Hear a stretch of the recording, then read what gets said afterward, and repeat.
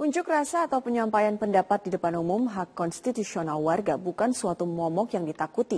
Oleh karena itu rencananya sekitar 100.000 warga yang akan berunjuk rasa di Jakarta mendesak penuntasan kasus dugaan penistaan agama Islam. Tidak perlu direspon secara berlebihan. Ulasan selengkapnya akan disampaikan oleh Ken Norton. Ken, silakan. Ya, Stefani, hari ini sudah terjadi persiapan-persiapan untuk penanganan unjuk rasa besok. Besok rencananya sekitar 100.000 warga yang merupakan unsur-unsur ormas Islam dan kelompok-kelompok masyarakat yang akan melaksanakan unjuk rasa, menyampaikan aspirasi atau pendapat di depan umum untuk menegur atau memprotes pernyataan Basuki Cahayapurnama alias Ahok yang ketika itu menjabat sebagai Gubernur DKI Jakarta dan sekarang juga menjadi calon petahana pada Pilkada serentak Februari 2017 mendatang. Pernyataannya dianggap melakukan penistaan agama Islam. Mereka menuntut agar dilakukan proses hukum. Nah, ini kalau kita lihat, tentu unjuk rasa merupakan hak konstitusional warga negara. Namun mereka harus mematuhi aturan yang diatur oleh Undang-Undang Nomor 9 tahun 1998. Yang pertama, mereka harus menghormati hak-hak orang lain, menghormati aturan-aturan moral. Kemudian mereka menaati hukum, menjaga dan menghormati keamanan dan ketertiban umum. Dan yang paling penting, menjaga keutuhan, persatuan, dan kesatuan bangsa. Nah, selanjutnya, penanganan unjuk rasa ini tentunya sudah dipersiapkan oleh Polri. Dan ini bukan berlebihan, tapi dipersiapkan 18.000 personil yang terdiri dari TNI Polri. Mereka akan menjaga di rute-rute yang akan dilalui oleh warga yang akan melakukan aspirasi atau menyampaikan pendapat di depan umum. Yaitu mereka rencananya akan melakukan unjuk rasa setelah sholat Jumat di Masjid Istiqlal, lalu bergerak di Istana Negara. Kemudian setelah unjuk rasa di sana mereka akan bergerak ke depan gedung DPR. Nah, tentunya penanganan unjuk rasa ini tentu tidak berlebihan, namun kepolisian melakukan upaya-upaya dan strategi, yaitu komunikasi persuasif, patroli dunia maya, dan berkoordinasi dengan kepala daerah, terutama di Jabodetabek, dan menyiapkan personil pengamanan. Ada beberapa tempat yang merupakan tempat-tempat yang diantisipasi pengamanannya, yaitu lingkungan Istana Kepresidenan. Dan memang ini dilarang oleh Undang-Undang Nomor 9 tahun 98 yang menyatakan bahwa lingkungan ini harus steril, yaitu tempat ibadah, instansi militer, pelabuhan, bandara, terminal stasiun, dan objek vital nasional lainnya. Nah, sehingga mereka tetap tentunya harus dijaga. Nah, unjuk rasa ini menjadi perhatian petinggi kita, Presiden dan Wakil Presiden tatap muka. Mereka empat mata membicarakan unjuk rasa ini. Namun tidak sesuatu yang menakutkan. Presiden menyatakan jelas akan ada di Jakarta. Dan Wakil Presiden Yusuf Kala juga mengatakan bahwa ini hal yang biasa dan tetap di Jakarta dan setiap saat akan berkoordinasi menangani unjuk rasa ini. Dan yang paling penting menjaga keutuhan, persatuan dan kesatuan bangsa. Setiap unjuk rasa, setiap peserta atau warga negara yang menyampaikan pendapat di depan umum tentu harus memperhatikan ketertiban. Jangan sampai kebebasannya berunjuk rasa mengganggu kebebasan orang lain. Yang penting ketika unjuk rasa menginginkan apa yang dia inginkan terwujud. Dan tentunya kalau dilakukan dengan cara-cara kerusuhan atau katakanlah melakukan provokasi yang menimbulkan kericuhan, ini tentu tidak mengundang simpati masyarakat. Oleh karena itu, lakukanlah unjuk rasa dengan tertib, damai, dan mengundang simpati masyarakat. Intinya, unjuk rasa hak konstitusional, tapi harus dilakukan dengan kebebasan, dibatasi oleh kebebasan orang lain. Demikian, Stefani. Ken Norton, terima kasih untuk ulasan Anda.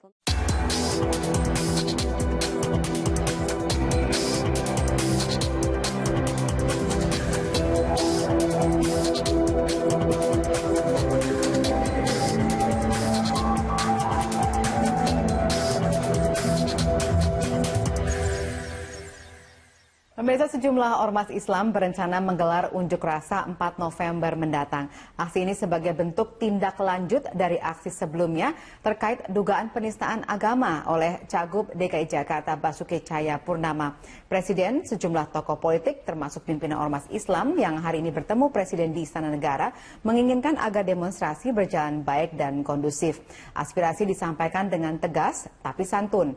Aksi sejuk 4 November ini akan kita bahas bersama narasumber juru bicara Polri, Kombes Pol Rikwanto, Ketua PBNU Aizuddin Abdurrahman, dan Rektor Universitas Islam Negeri Syarif Hidayatullah Jakarta Komarudin Hidayat yang akan bergabung nanti. Sekarang saya sapa dulu, ada Gus Ais. Selamat malam, Assalamualaikum warahmatullahi wabarakatuh, dan juga Pak Rikwanto, terima kasih sudah bergabung sama kami. Selamat malam. Selamat malam. Ya, kalau kita bicara mengenai aksi 4 November mendatang, tapi mungkin saya tanyakan dulu ke Gus Ais ini, apa hasil pertemuan dengan Presiden hari ini? Iya, terima kasih sebelumnya ya Pak. Tadi pertemuan diikuti oleh MUI, Nahdlatul Ulama, dan Muhammadiyah. Kemudian ada beberapa ormas lain di bawah MUI. Pertemuan berlangsung dengan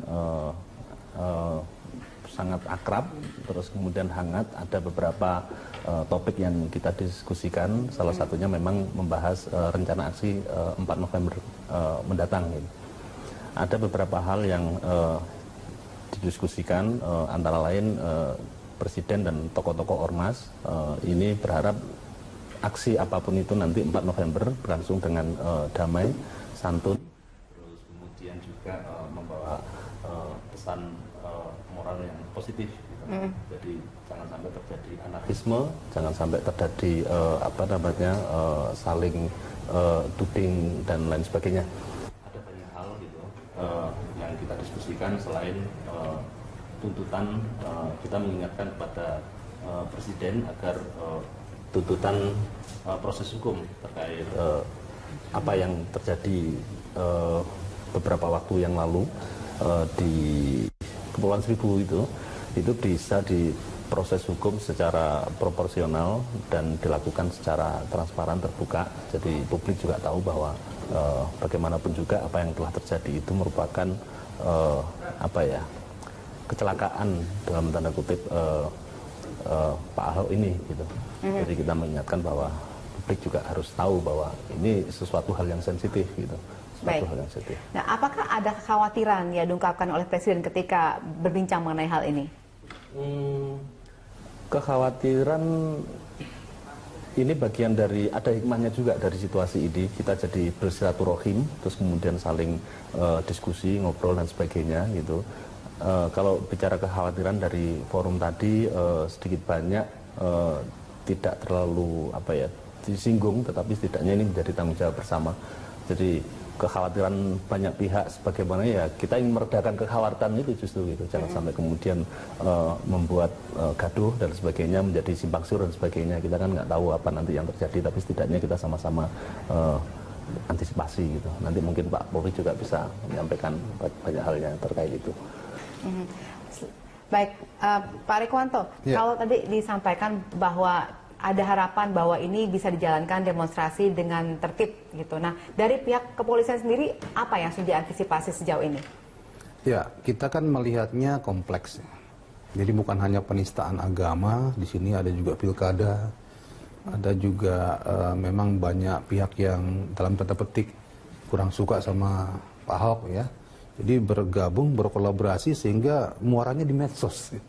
Medsosnya luar biasa dinamikanya, bahkan berita benar, berita bohong, berita hasut, berita hoaks jadi satu. Dan termakan semua ini. Jadi semua saling melempar. Akhirnya menimbulkan kegelisahan di masyarakat. Dan kegelisahan juga kepada aparat pemerintah ya, termasuk Polri. Ini akan ada apa tanggal 4 ini. Nah, tahapan-tahapan yang telah terjadi termasuk Bapak Presiden berkunjung ke Pak Prabowo, kemudian mengundang MUI dan ormas Islam lainnya. Ini salah satu unsur untuk menyejukkan suasana, kemudian mengembalikan kepada posisinya. Jadi apabila ada masalah hukum kepada Pak Ahok dalam kaitan penistaan agama, silakan kembalikan ke koridornya, yaitu koridor hukum. Jadi ketidakpuasan terhadap apa yang dinyatakan oleh Pak Ahok itu boleh-boleh saja disampaikan lewat unjuk rasa, karena memang dijamin oleh demokrasi. Namun kembali unjuk rasanya harus kembali kepada aturan yang ada. Tidak boleh anarkis, tidak boleh merusak, apalagi tidak boleh memprovokasi sana sini. Ini yang kita jaga. Makanya kita di sini mengerahkan 18.000 pasukan. Ya, ada 2.000 TNI di situ untuk menjaga di setiap sudut, termasuk juga menjaga sentra-sentra ekonomi, termasuk sentra-sentra di mana masyarakat tinggal.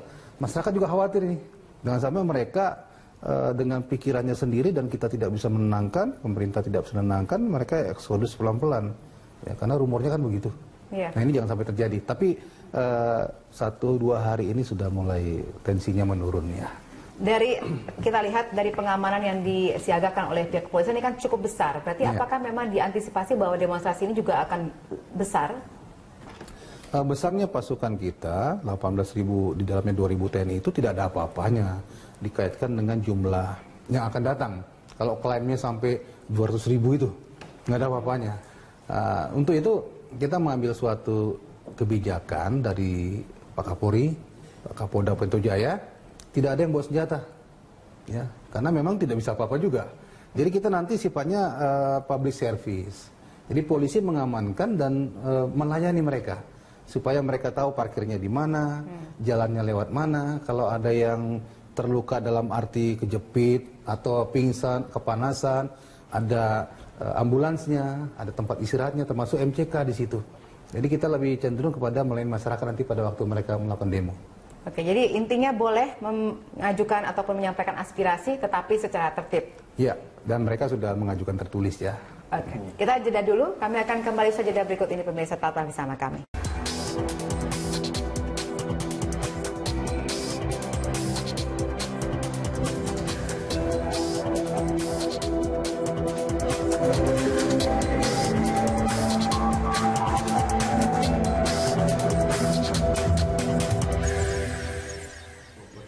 Terima kasih Anda kembali bersama kami, pemirsa, dan saat ini sudah bergabung Bapak Komarudin Hidayat, seorang cendekiawan muslim yang juga mantan rektor UIN Syarif Hidayatullah. Namun sebelumnya kita akan mengulas lebih jauh persiapan dan pengamanan apa yang disiapkan terkait unjuk rasa 4 November. Selengkapnya akan disampaikan dengan saya Dora Edward. Silakan Dora. Ya, baik, terima kasih Valena. Dario, pemirsa, terkait dengan rencana aksi unjuk rasa oleh sejumlah ormas Islam pada 4 November mendatang ini diperkirakan akan diikuti oleh puluhan ribu bahkan hingga ratusan ribu para pengunjuk rasa. Kita ketahui bahwa aksi unjuk rasa ini terkait dengan dugaan penistaan agama yang dilakukan oleh calon gubernur DKI Jakarta Basuki Cahayapurnama. Aksi unjuk rasa memang merupakan sebuah penyampaian ekspresi yang biasa terjadi di negara demokrasi seperti Indonesia, dan dalam hal ini pihak aparat keamanan berkewajiban untuk memberikan pengawalan dan juga pengamanan. Kita lihat bagaimana ini perkiraan jumlah massa sampai dengan skema pengalian arus yang akan diberlakukan pada 4 November mendatang. Yang pertama kita lihat perkiraan dari jumlah massa, ini ada dua versi, di mana dari versi Gerakan Nasional Pembela Fatwa Majelis Ulama mengatakan akan ada sekitar 500.000 pengunjuk rasa yang akan bergabung dalam aksi demo yang akan berlangsung pada 4 November mendatang. Sementara itu dari versi Mabes Polri mengatakan akan ada sekitar 30.000 pengunjuk rasa yang akan tergabung pada aksi unjuk rasa 4 November mendatang. Kemudian kita lihat bagaimana ini pengamanan unjuk rasa pada 4 November mendatang, di mana akan ada 18.000 personel Polri dan juga TNI yang akan diterjunkan, di mana 2.000 dari TNI dan 16.000 dari Polri. Sementara itu 57 kompi Brimob dari daerah akan ditarik ke Jakarta atau akan ikut mengamankan, memperkuat pengamanan untuk aksi unjuk rasa di tanggal 4 November mendatang. Sementara itu, pemirsa, untuk titik-titik pengamanan yang akan diperkuat, ini ada beberapa objek-objek vital seperti Istana Negara, kemudian Balai Kota DKI Jakarta, Gedung DPR MPR RI Senayan juga merupakan salah satu objek vital yang akan diberi pengamanan khusus oleh TNI Polri, dan juga beberapa wilayah perbatasan di Jakarta. Sementara itu skema pengalian arus ini penting untuk Anda yang akan melakukan aktivitas nanti di 4 November. Ini ada beberapa skema pengalian arus yang akan dilakukan oleh pihak kepolisian, di mana apabila massa berkumpul di kantor Bareskrim maka akan ada pengalian arus dari Gajah Mada yang mengarah ke Jalan Merdeka Timur akan dialihkan ke Jalan Gajah Mada, Jalan Juanda, Jalan Gunung Sari, dan juga seterusnya.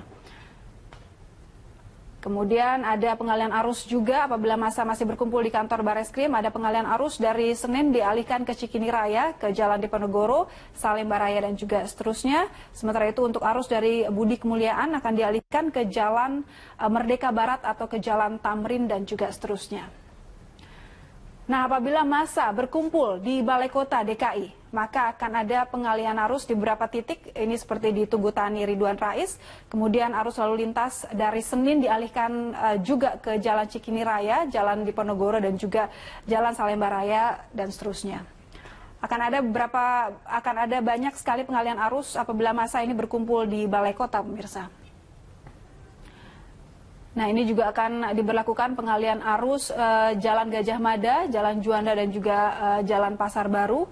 Dan massa yang masih berkumpul di Balai Kota juga akan terjadi ini pengalihan arus dari Budi Kemuliaan yang mengarah ke Patung Kuda, dialihkan ke Budi Kemuliaan, ke Jalan Majapahit, Harmoni dan juga seterusnya. Ini untuk menjadi perhatian Anda semua yang berada di wilayah-wilayah tersebut pada 4 November mendatang.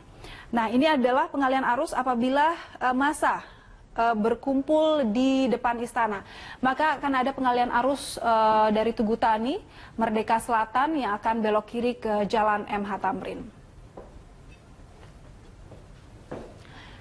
Kita lihat juga ini jika terjadi kepadatan di Jalan Merdeka Barat, maka arus dari Semanggi ke Bundaran HI ataupun Bundaran HI ke Jalan Sultan Syahrir ini akan dialihkan juga ke Jalan Agus Salim dan juga seterusnya.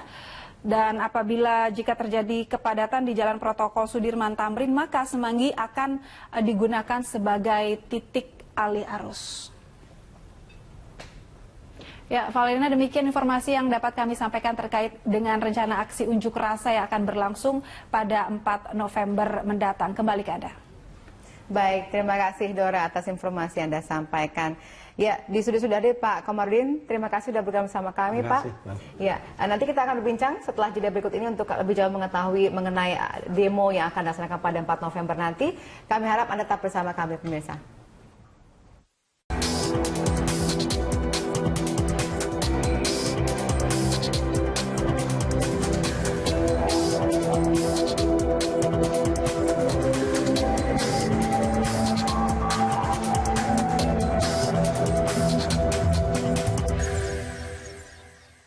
Terima kasih Anda kembali bersama kami pemirsa. Langsung saja kita lanjutkan dialog kita malam hari ini. Pak Komarudin, sebagai seorang cendekiawan muslim, melihat aksi demonstrasi yang akan dilaksanakan pada 4 November mendatang, mengapa diperkirakan akan banyak masyarakat yang ikut serta dalam demo ini? Oh iya, nah ini isunya ini udah campur aduk ya, saling tumpang tindih. Itu yang pertama gini, demonstrasi itu hak mereka ya, dan koordinator tentu akan menganggap sukses kalau pesertanya sebanyak-banyaknya, itu sukses kan, dan itu hak mereka lah gitu. Tapi sisi lain perlu kita pahami bahwa polisi punya hak dan kewajiban. Siapa yang melanggar, ya polisi ya berkewajiban untuk menindak tegas. Sebab kalau sampai lepas kendali, taruhannya mahal sekali. Nah, sisi lain pengguna jalan itu juga punya hak. Mereka jangan sampai kemudian terganggu aktivitasnya. Kalau masing-masing menghargai tahu hak-haknya, sungguhnya itu ya akan berjalan baik-baik aja. Tapi perlu kita waspadai ya, saya khawatir bahwa ini akan dimanfaatkan kelompok-kelompok teroris yang panggungnya terbuka. Mereka tidak bisa mencari panggung, panggungnya ada. Kalau ada teroris yang menggunakan itu bisa kacau ini. Oleh karena itu saya berharap ya tokoh-tokoh politisi, cagup-cawagupnya, mereka harus ikut mendamaikan. Sebab kalau sampai pilkada ini kacau dan rusak, yang rugi masa depan mereka, karir mereka, mereka masih muda, masih jauh langkahnya. Sehingga mereka juga punya tanggung jawab moral, intelektual, bagaimana ikut mengendalikan. Karena kaitannya apapun juga, ini tidak semata penistaan agama, ini kaitannya dengan kompetisi pilkada. Sehingga para politisi itu mestinya juga ikut tanggung jawab, mendinginkan suasana. Jadi lebih politis sifatnya dengan isu ada unsur lah, makanya saya itu salut misalnya pertemuan Presiden Jokowi dengan Prabowo, itu bagi saya bagus sekali. Karena kalau toh sampai pilkada itu rusak-rusakan, kacau-kacau, rakyat tidak percaya pada pemerintah, pada demokrasi, pada parpol, setback sekali. Dan pertemuan Pak Jokowi sama Pak Prabowo ini juga bagi saya memberikan kritik dan mendinginkan para elit yang sulit ketemu. Ini seorang jenderal, ini politisi ketemu, ini kan menarik ya.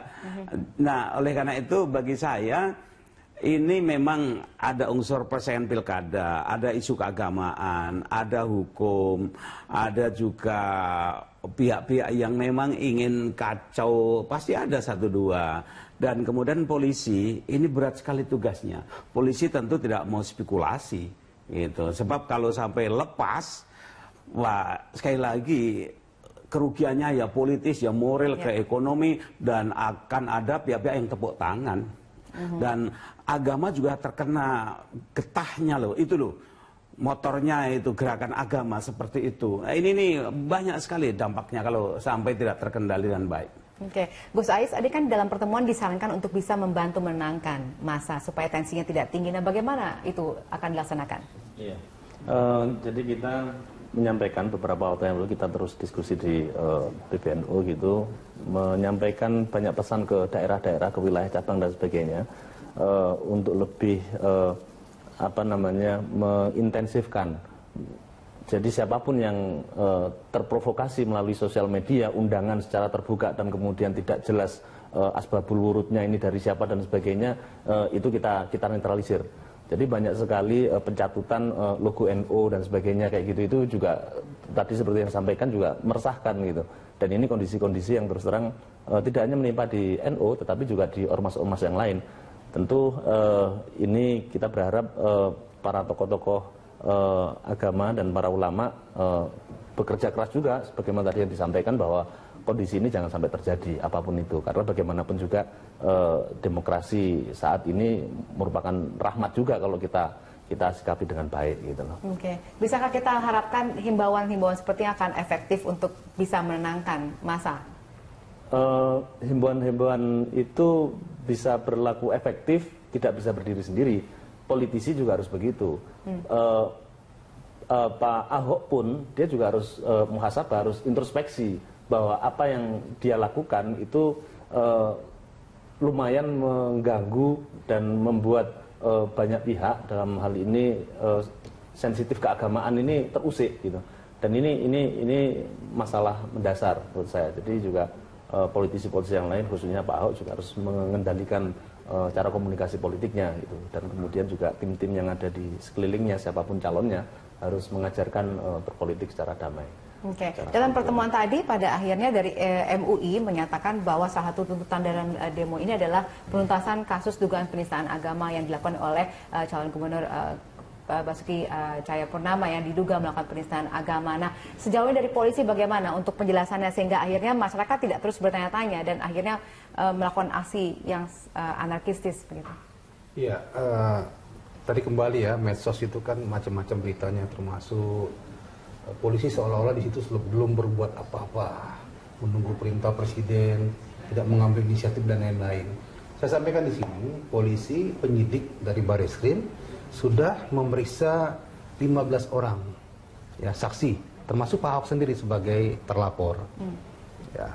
Jadi dari Pulau Seribu yang dilakukan pembinaan waktu itu, dari humasnya Pemda yang mengambil syuting acara tersebut, kita udah lapor juga.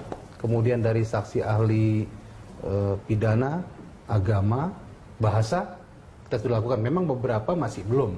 Ya, ada 11 laporan yang masuk. 11 laporan masih 4 yang belum kita periksa pelapornya. Ya, walaupun sama-sama yang dilaporkan penyidik agama, kita satukan nanti. Dan dalam prosesnya memang kita belum sampai kepada tahap untuk menyimpulkan apakah ini telah terjadi penistaan atau bukan. Ya, kita masih menunggu untuk pemeriksaan selanjutnya dan kita berjalan on the track. Ini cukup cepat sebenarnya. Ya, mungkin karena kurang dipublikasikan saja sehingga seolah-olah kita diam. Tidak. Ya, kita berjalan. Saat ini masih berjalan semuanya. Oke, selain itu juga diharapkan tidak ada intervensi dari presiden. Sejauh mana itu bisa diterapkan? Iya, jelas dari awal berjalan cepatnya ini kan sesuai dengan ketentuan yang ada, prosedur yang ada. Bahkan dari pihak Ormas FPI itu setiap Jumat datang ke Bareskrim untuk audiens. Pak, sampai di mana perkembangan, Pak? Saya juga menghadapi mereka ya. Sampai di mana perkembangan? Kita jelaskan. Jadi semua transparan, terbuka. Namun demikian tidak bisa juga dipaksa-paksa supaya tersangkakan, tangkap gitu kan. Di masa kan beredar begitu. Ini kan masalah pertanggungjawaban profesional sebagai penyidik. Nah, dia juga harus on the track, dia harus benar. Dia harus juga sesuai ketentuan, tidak bisa karena desakan-desakan, termasuk desakan dari pihak manapun dan termasuk dari pemerintah. Oke, Pak Komarudin, dari Gus Ais menyatakan sudah ada himbauan, kemudian dari polisi juga sudah menyatakan sudah diproses terus berlanjut, tidak ada intervensi dari pemerintah. Menurut Anda, apakah ada lagi yang bisa membuat aksi demo ini bisa lebih turun lagi tensinya? Ya, ini ada dua hal ya. ada orang yang memang targetnya itu Ahok ini jangan ikut pilkada dan dihukum, gitu kan, dengan alasan agama, penistaan, dan satu lagi ada yang memang jangan ikut. Tapi sisi lain kan juga ada konvensi, ada aturan-aturan. Apakah bisa dengan mudah orang yang sudah mendaftar calon itu tiba-tiba dihentikan tanpa ada sebuah proses? Nah, disinilah kemudian ada ketegangan-ketegangan. Tapi di atas semuanya itu memang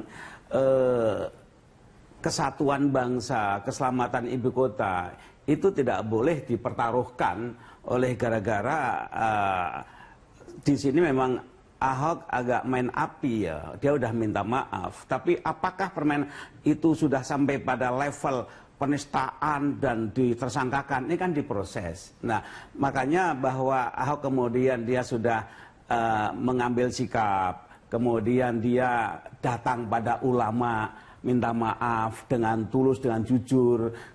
Jangan kemudian orang lain dibuat sibuk memadamkan kebakaran, tapi dia sendiri kemudian juga tidak aktif. Nah, makanya saya apresiasi dia sudah mulai diam. Tapi saya lebih senang lagi ke dia juga aktif datang kepada ulama-ulama.